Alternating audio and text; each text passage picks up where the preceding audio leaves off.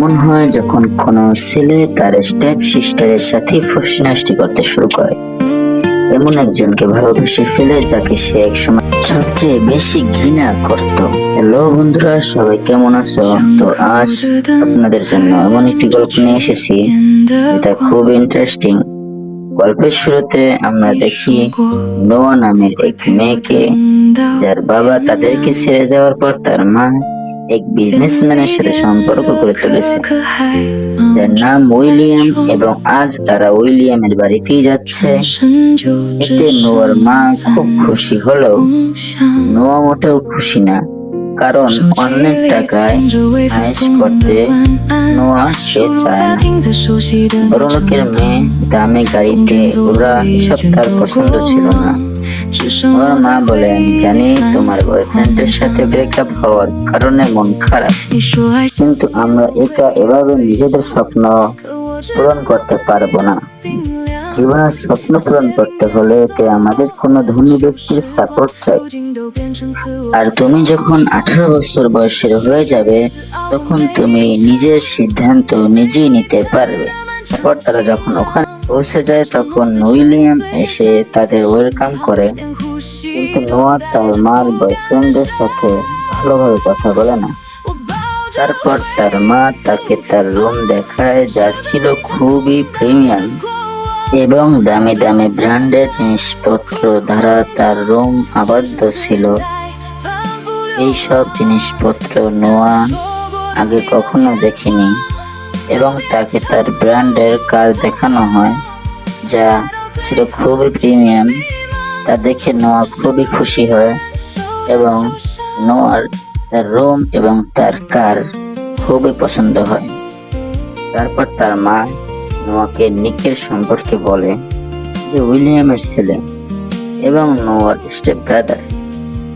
একটু পর নোয়া ব্যালকনিতে যায়, তখন নোয়া নিককে দেখতে পায়। গাছের পিছনে থাকায় ভালোভাবে দেখতে পায় না তাকে।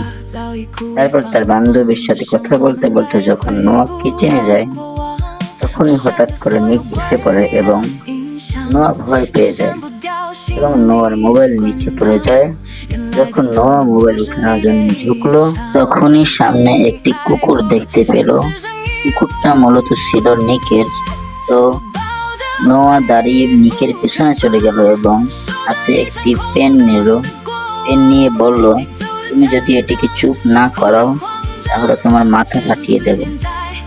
নিক বলে, এটা ভুলেও করো না। ডগ যদি বুঝে তুমি আমাকে আঘাত করছো, তাহলে ও তোমার উপর অ্যাটাক করে দেবে। তারপর তাদের বাবা মা এসে পড়ে। নোয়া তখন বলে, আমি নিকের সাথে পরিচয় হয়েছি। নিক অনেক ভালো, কিন্তু ওর ডগে আমার কাছে বেশি ভালো লাগছে। তারপর নোয়া তার রুমে চলে যায়। তারপর সে দেখে তার ফ্রেন্ড পেডি এখনো কলেজ ছিল। তার ফ্রেন্ড জিজ্ঞেস করে, তার স্টেপ ব্রাদার কেমন? তোমার মা তো বলেছিল অনেক সুইট। নোয়া বলল, আমি ওর থেকে বেশি খেয়াল করিনি। তারপর আমরা দেখি তারা ডিনার করতে রাতে বাহিরে যাচ্ছিল। নোয়া একটি সুন্দর ড্রেস পরে আসছে, যা দেখে তার বাবা মা এবং নিক সবাই বলল, তোমাকে খুবই সুন্দর লাগছে। তো তারা বেরিয়ে পড়ছে ডিনারের উদ্দেশ্যে। এদিকে আমাদের নোয়ার মন খুবই খারাপ, কারণ তার আজ ব্রেকআপ হয়েছে।